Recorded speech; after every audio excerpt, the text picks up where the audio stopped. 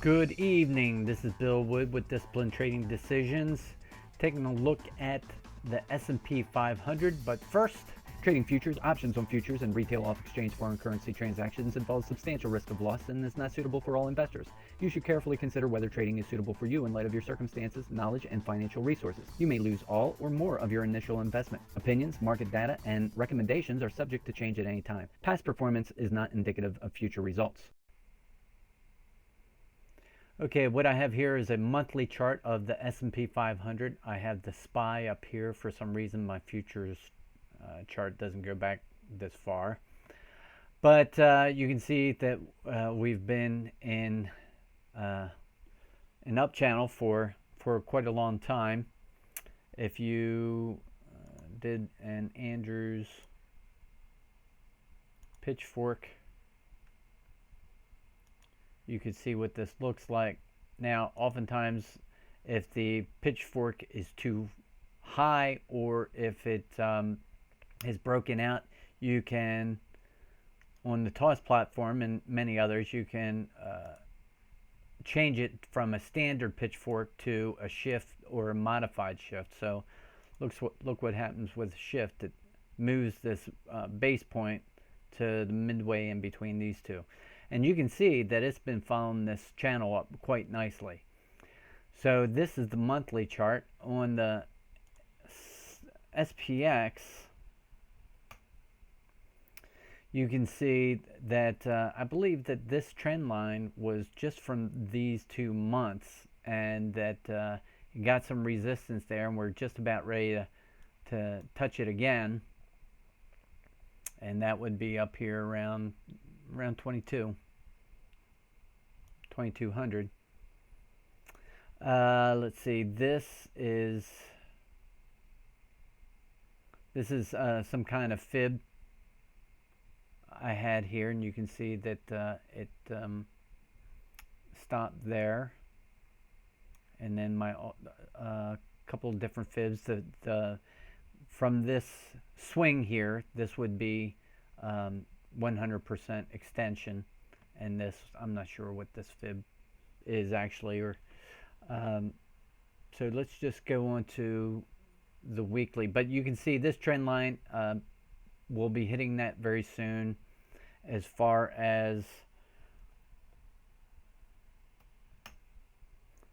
this channel, you know, it has a lot more room. It could go higher in this channel.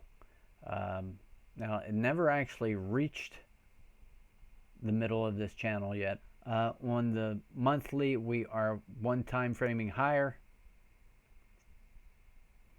On this breakout here, you can see that you know, that the buyers were stepping in. There was a lot of volume where the buyers stepped in. But on this breakout, it was on very low volume, and that doesn't give the bulls much hope. You can see it looks like we're a little overextended at this point right now. Let's take a look at the weekly.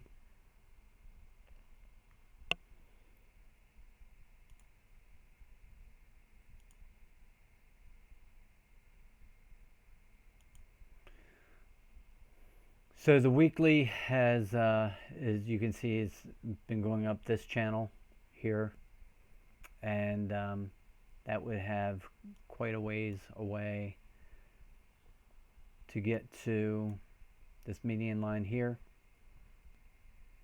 If you put a trend line here, you can see we would be very close to getting that. That's up around 2195, again very close to 2200. That may be a magnet at 2200 area. You can see that this is a little extended also.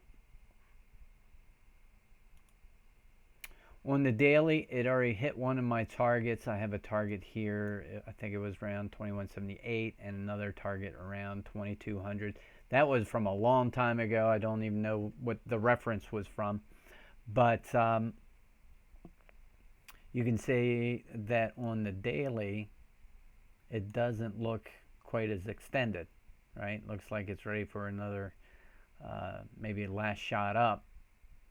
So I would believe that 2200 would be a very real target.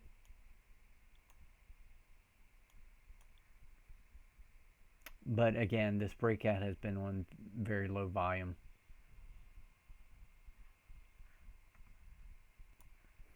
If you draw this pitchfork in,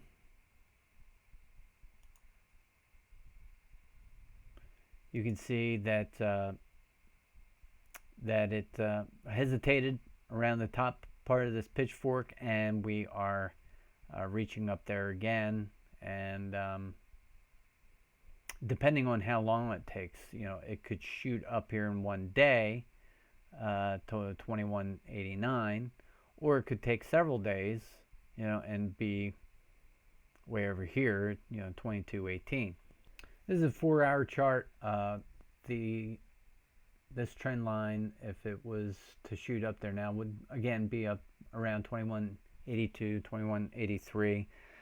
We have a volume point of control here.